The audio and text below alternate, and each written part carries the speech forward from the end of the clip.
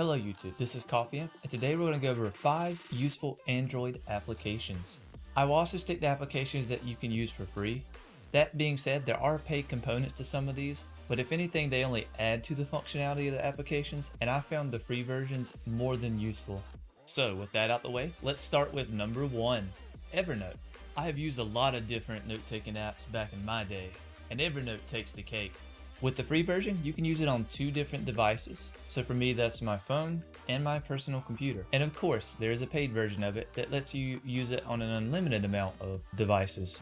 It's fast and really easy to use and provides an insane amount of customization, and it also gives you a really easy to use search bar so that when you're looking for a specific note, all you have to do is type in what you're searching for. It also allows you the ability to add tags to notes and put them into notebooks as well, which makes them even easier to find.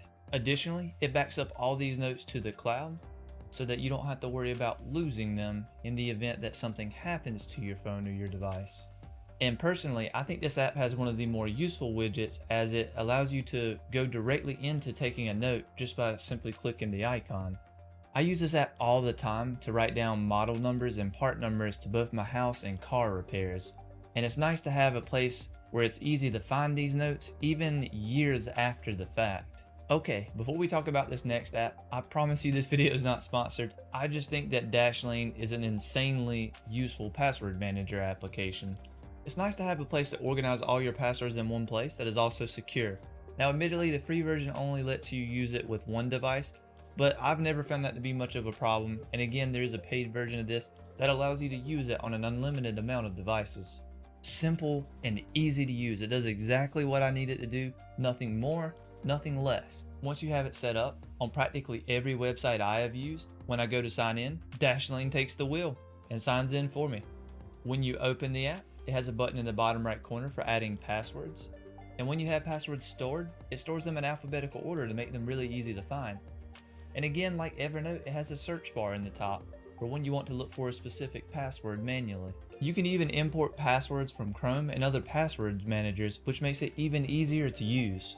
Dashlane is the fast lane. But seriously though, lame jokes aside, this app has saved me the most time out of any app I've ever used.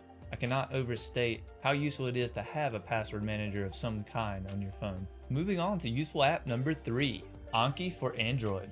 Anki is a really interesting flashcard app that focuses more on long-term memory than it does on short-term. It is particularly useful for studying languages, but it can really be used for anything you want to make sure stays in the incubator upstairs. And with this app, you can even be lazy and just download decks other people made by clicking Get Shared Decks and searching for the subject you want. This app can effectively help you manage thousands of flashcards, as its algorithms only show you a card often enough to keep it in your long-term memory. Sometimes it won't even show you a card for multiple months. It is my go-to app for long-term studying, as it's a great way to make sure you don't forget to remember. Next up is useful app number 4, Cam Scanner. Again, this is an app that's not necessarily unique, as there are a lot of camera scanner applications out there. This app also does have advertisements in the free version, but I've honestly never found them annoying enough to outweigh its usefulness.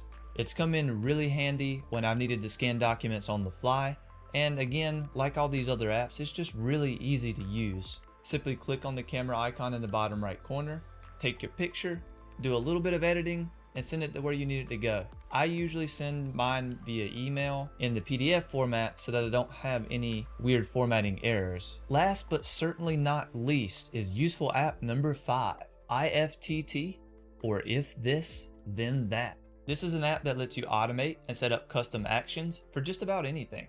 As the name suggests, it allows for a task to be completed if something else is done first. For me, I have mine set to do a lot of things, but some of my favorites are sending a text to my phone to turn my ringer on. That way, if I lose my phone, I can call it and hopefully find it. And I have another one that when I disconnect from Wi-Fi, it changes the background image of my phone. This comes in really handy because it's not always immediately apparent to me when my phone disconnects from Wi-Fi. And also, circling back to Evernote, I have things set up so that when I add a tag that says email, it actually sends an email copy of that note to my Gmail account. This is really useful for notes that I want to make absolutely certain I can find easily, and that I want to be accessible across a lot of different devices. This app is also really easy to use, as you can search for other tasks people have made, or you could just make your own. You do have to allow a lot of permissions for this application to work, and you do have to have a little bit of patience with it because things don't always work at first. But if you spend just a little bit of time with it and patience, this application will open up a lot of possibilities for you in terms of automation. And also, the community around this app is really helpful, and more often than not when you're having an issue, a simple Google search will help clear things up. Well, that's it for this video. If you guys liked it, give it one of these, or maybe a scribe of the sub variety. Again, I'm going to post tech videos once a week on Saturday at 10 p.m. Eastern Time.